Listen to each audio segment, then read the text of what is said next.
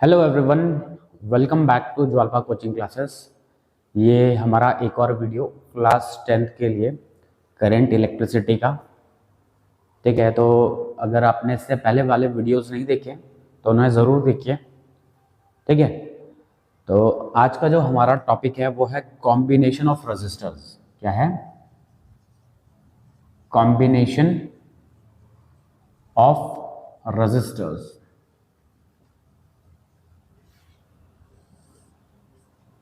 Combination of resistors मतलब हमने resistors को कंबाइन करना है। दो प्रकार के हम कॉम्बिनेशंस पढ़ते हैं। पहला होता है सीरीज कॉम्बिनेशन। कैसा होता है? Series combination. और दूसरा होता है पैरेलल कॉम्बिनेशन। पहला है सीरीज कॉम्बिनेशन और दूसरा है पैरेलल कॉम्बिनेशन। तो पहले हम सीरीज कॉम्बिनेशन को देखेंगे। देखो, सीरीज कॉम्बिनेशन में क्या है, हमारे पास इस तरीके से रेजिस्टर्स लगे हुए हैं। मान लेते हैं 3 रेजिस्टर्स लगा रखे हमने। ठीक है, यहाँ पे एक बैटरी लगा दी, यहाँ पे की लगा देते हैं, उसको कनेक्ट किया। इसका रेजिस्टेंस R1 है, इसका रेजिस्टेंस R2 है, इसका रेजिस्टेंस R3 है, और जो बैटरी है इसका वोल्टेज या फिर पोटेंशियल डिफरेंस V है। ठीक है, अब देखो सीरीज में सेम होता है इलेक्ट्रिक करंट। क्या होती है? सेम होती है इलेक्ट्रिक करंट, और डिफरेंट होता है वोल्टेज। डिफरेंट क्या है? वोल्टेज। अब क्या मतलब है? देखो, जो ये तीनों रेजिस्टर्स हैं इनके थ्रू एक ही करंट फ्लो होगी, और इन तीनों रेजिस्टर का जो पोटेंशियल डिफरेंस होगा वो अलग होगा। अब देखो क्या है, ये बैटरी है, इसके बड़े वाले टर्मिनल से करंट निकलेगी, ये करंट गई इधर गई।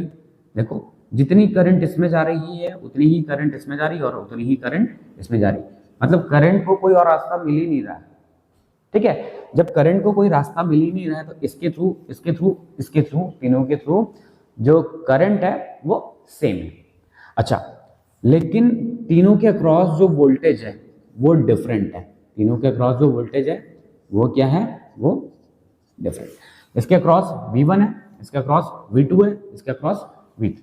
तीनों के अक्रॉस वोल्टेज डिफरेंट है लेकिन करंट सेम है।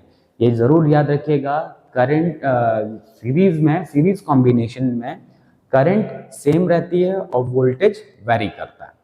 ठीक है, अब हम यहाँ पे इक्वेशन बनाना स्टार्ट करेंगे, और इक्वेशन बनाएंगे जो चीज डिफरेंट होगी उससे इक्वेशन बनाएंगे। अब डिफरेंट कौन है यहाँ पे? तो देखो, यहाँ पे डिफरेंट है वोल्टेज डिफरेंट है।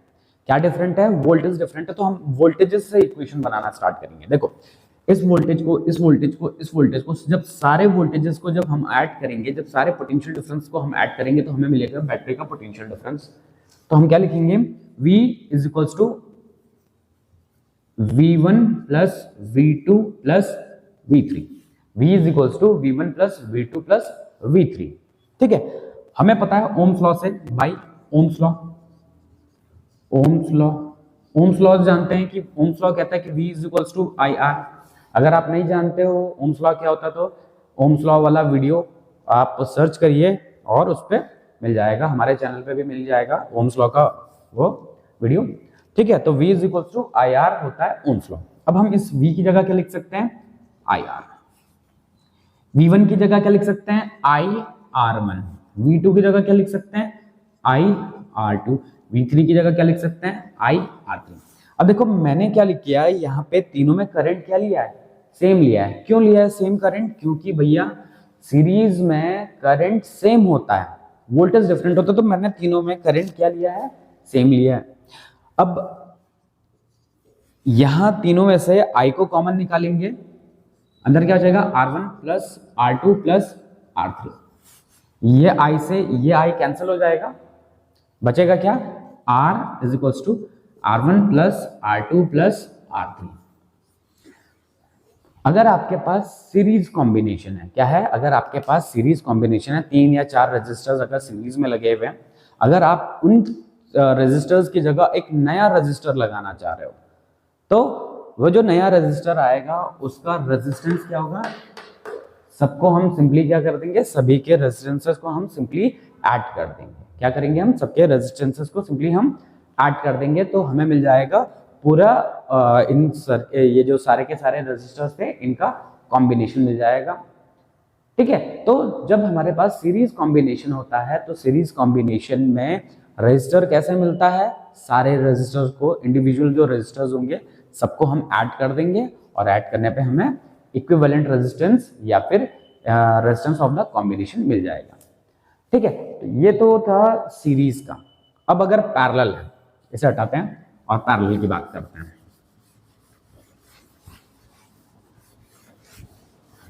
ये हटा दिया हमने, और parallel, parallel combination, parallel combination.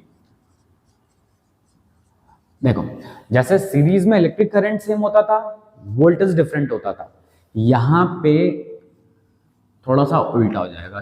क्या उल्टा हो जाएगा? सेम होगा वोल्टेज या फिर पोटेंशियल डिफरेंस सेम होगा, डिफरेंट कौन होगा? इलेक्ट्रिक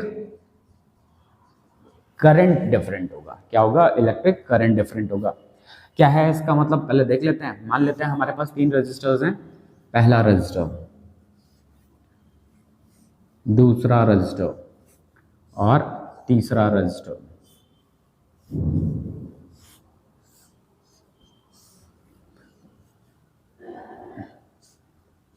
ये बैटरी है, इसका वोल्टेज V है, यहां से करंट गई, देखो क्या, इस वाले टर्मिनल से, अच्छा पहले लिख लेते हैं, R1 है, ये R2 है और ये R3। यहां से करंट गई, ऐसे ऐसे गई, ऐसे गई, ऐसे गई। जब यहाँ पे करंट गई तो करंट के पास क्या आ गए? करंट के पास आ गए 3 रास्ते। करंट इधर से जाए, इधर से जाए, इधर से जाए। जैसे पहले वाले केस में तो सिर्फ एक ही रास्ता था, यहाँ पे कितने रास्ते हैं उसके पास? 3 रास्ते। तो इधर साइड से जाएगी, यहाँ से जाएगी कि यहाँ से जाएगी। तो जो करंट है वो 3 भागों में बढ़ गई, I1, I2 और I3। यहाँ से करंट I आई थी और वो इन तीनों में इस तरीके से डिवाइड हो गई। अच्छा, ये क्या है? ये पैरेलल है, पैरेलल में वोल्टेज सेम रहेगा। पैरेलल में वोल्टेज कैसा रहेगा? पैरेलल में वोल्टेज सेम रहेगा। ठीक है, अब आगे देखिए, क्या सिखाया था आपको कि इक्वेशन कहां से बनाना स्टार्ट करना है? इक्वेशन वहां से बनाना स्टार्ट करो जो डिफरेंट हो। डिफरेंट कौन है इस केस में? करंट है। तो आपको कैसे बनाना है equation? I is equals to I1 plus I2 plus I3। ये क्यों किया? क्योंकि जो करंट है I, वही तो इन तीनों में डिवाइड हो रही है।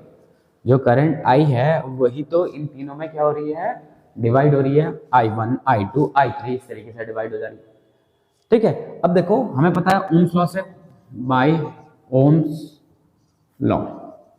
ओम्स लॉ क्या कहता है? V is equals to IR। यहां से I की वैल्यू निकालोगे तो क्या मिलेगा? V by R।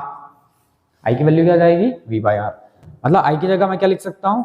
V by R। I1 की जगह लिख सकता हूं V बाई R1। I2 की जगह लिख सकता हूं V बाई R2 और I3 की जगह लिख सकता हूं V बाई R3। ये हो गया V बाई R। यहाँ V तीनों में से कॉमन है, बाहर निकाल लो। 1 by R1 plus 1 by R2 plus 1 by R3, ये हो जाएगा। V यहाँ पे दोनों सेम है, V को कैंसिल कर देते हैं, तो 1 by R is equal to 1 by R1 plus 1 by R2 plus 1 by R3। ये हो गया आपका पैरेलल में कॉम्बिनेशन।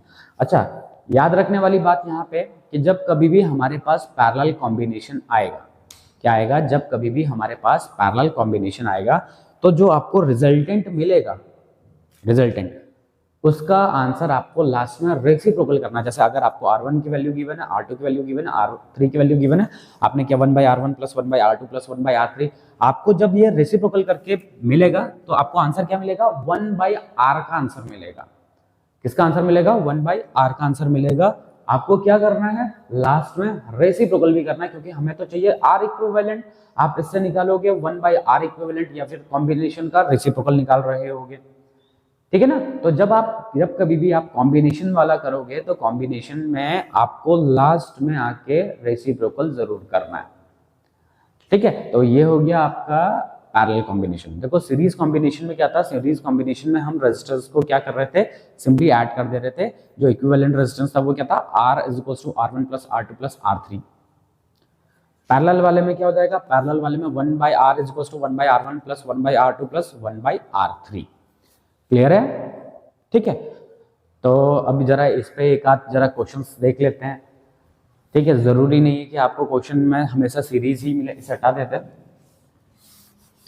जरूरी नहीं है कि आपको क्वेश्चन में खाली सीरीज में ही मिले या पैरेलल में ही मिले, ऐसा भी हो सकता है कि आपको कॉम्बिनेशन मिल जाए। अब कॉम्बिनेशन में कैसे करना है जरा ध्यान से देखिए।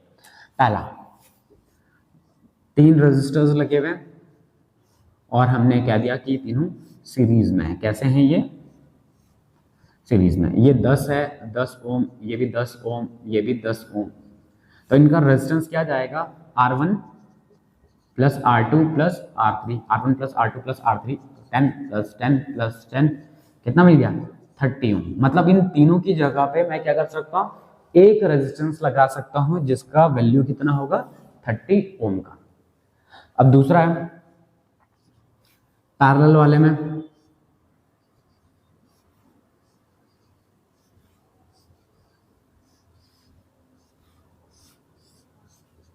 ये हमने एक कॉम्बिनेशन एक बना दिया, कॉम्बिनेशन पैरेलल में। मान लेते हैं इसका 30 ओम है, 30 ओम है, 30 ओम। अब इसका क्या निकालना है हमें? इक्विवेलेंट रेजिस्टेंस निकालना। तो इसका इक्विवेलेंट रेजिस्टेंस निकालने के लिए क्या करना पड़ेगा? इसका रेसिप्रोकल करके ऐड कर देना, 1/30 प्लस 1/30 प्लस 1/30। ये हो जाएगा 1/r। ये कितना हो जाएगा? डिनोमिनेटर सबका सेम है तो 30। नंबर्स ऊपर वाले डायरेक्टली ऐड हो जाएंगे, 1 + 1 + 1। तो 1/r is equal to 3/30। Cut करेंगे तो 1/10। लेकिन जो आपको ये 1/10 मिला है, ये किसकी वैल्यू मिली है? ये 1/r की वैल्यू मिली है। तो हमें r की वैल्यू चाहिए, तो इसका रेसिप्रोकल भी करना पड़ेगा, जो कि हमने रेसिप्रोकल कर दिया। तो r की वैल्यू कितनी होगी बेटे? r की वैल्यू हो गई है 10 ओम। इक्विवेलेंट रेजिस्टेंस कितना है? 10 ओम। ठीक है, अब देखो ये तो सीरीज वाला था, ये पैरेलल वाला था। अगर कॉम्बिनेशन आ जाए, अब कॉम्बिनेशन में क्या है जरा देखते हैं।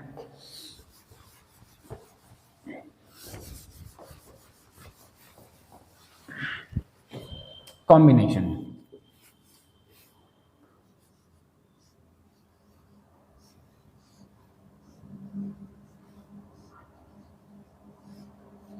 देखो, ये क्या है? कॉम्बिनेशन। इसका मान लेते हैं 10 ओम था, इसका भी 10 ओम था, इसका 20 ओम है, इसका 20 ओम है। अब देखो कैसे करना है। देखो यहाँ पे ये दोनों तो है पैरेलल, ये दोनों है सीरीज में, और ये और जो इसका आंसर आएगा, इसका इन पैरेलल वालों का जो आंसर आएगा वो तीनों आपस में कैसे होंगे? सीरीज में। तो पहले मैं सबसे पहले इसका करता हूं सॉल्व। इसका सॉल्व कैसे करेंगे? देखो ये दोनों पैरेलल हैं, तो पैरेलल वालों का क्या करते हैं? 1/20 plus 1/20। 1/r is equal to 1/r1 plus 1/r2 होता है। तो मैंने क्या किया? 1/20 प्लस 1/20 कितना हो जाएगा? ये 2/20। सॉल्व करेंगे तो 1/10। मैंने क्या सिखाया हुआ आपको कि रेसिप्रोकल जरूर करना है, तो रेसिप्रोकल करेंगे कितना मिलेगा? 10 ओम।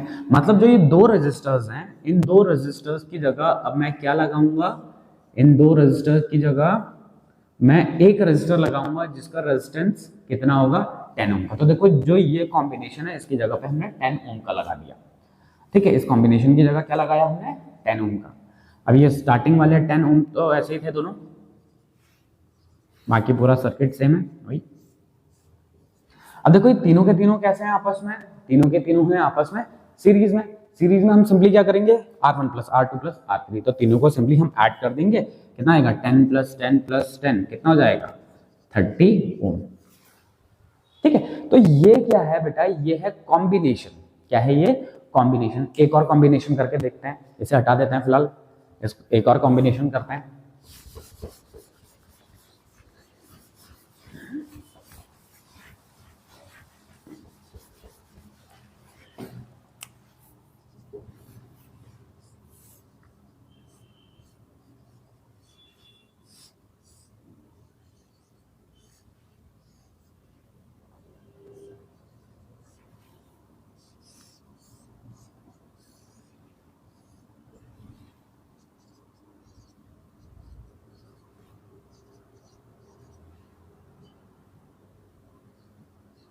देखो इस तरीके का है। अब देखो क्या है, यहां पे सीरीज में भी है पैरेलल में भी है, ओवरऑल इसके साथ सीरीज में। तो देखो क्या करना है, सबसे पहले हम पहले करेंगे इन दोनों को सॉल्व। क्या है, सबसे पहले हम करेंगे इन दोनों को सॉल्व करेंगे। तो ये 15 है, ये 15 है, दोनों आपस में कैसे लगे हुए हैं, सीरीज में। कैसे पता सीरीज में, देखो अगर किसी भी एंड से अगर मैं करंट भेजता हूं तो देखो जितनी करंट इसमें जा रही है उतनी ही करंट इसमें जा रही है, तो दोनों के दोनों कैसे हो गए, सीरीज में। तो 15 + 15 कितना हो जाएगा, 30 ओम। मतलब इन दोनों की जगह पे मैं एक रजिस्टर लगा दूंगा, कितने का, 30 ओम का। और ये दूसरा वाला 30 था, ये 15 वाला यहां पे। ठीक है, अब देखो अब क्या करना है, पहले हम इन दोनों को सॉल्व करेंगे। ध्यान रखना ये इसके साथ सीरीज में अभी नहीं है। क्यों नहीं है, क्योंकि ये इसके साथ अभी जुड़ा हुआ है बेटे, इसके साथ जुड़ा हुआ है। तो पहले हम इस वाले को सॉल्व करेंगे। ठीक है, तो ये 30 और ये 30 कैसा है, पैरेलल में। तो पैरेलल वाले को सॉल्व करेंगे तो 1/30 + 1/30 कितना हो जाएगा, 2/30, मतलब 1/15। रेसिप्रोकल भी करना है तो रेसिप्रोकल कितना हो जाएगा, 15 ओम। मतलब इन दोनों का रेजिस्टेंस कितना है, 15 ओम। इन दोनों का कितना है रेजिस्टेंस, 15 ओम। ठीक है, अब क्या होगा, अब ये हो गया 15 ओम और ये हो गया 15 ओम। देखो ये 15 था, ये 15 था, 15 ओम, ये 15 ओम। अब ये दोनों 15 ओम कैसे हैं बेटा, ये दोनों 15 ओम है सीरीज में। कैसे हैं ये दोनों, 15 ओम, ये दोनों है सीरीज में। अब हम क्या करेंगे, इन दोनों का इक्विवेलेंट निकालने के लिए सिंपली इन दोनों को ऐड कर देंगे, क्योंकि ये दोनों कैसे हैं, सीरीज में। तो 15 + 15 कितना हो गया, 30।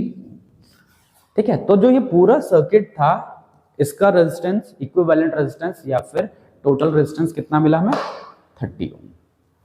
ठीक है, तो आज के लिए इस वीडियो में हम इतना ही करेंगे। नेक्स्ट वीडियो में मिलेंगे हम नए टॉपिक के साथ, तब तक बने रहिए ज्वागा कोचिंग क्लासेस के साथ। ठीक है, बाय बाय।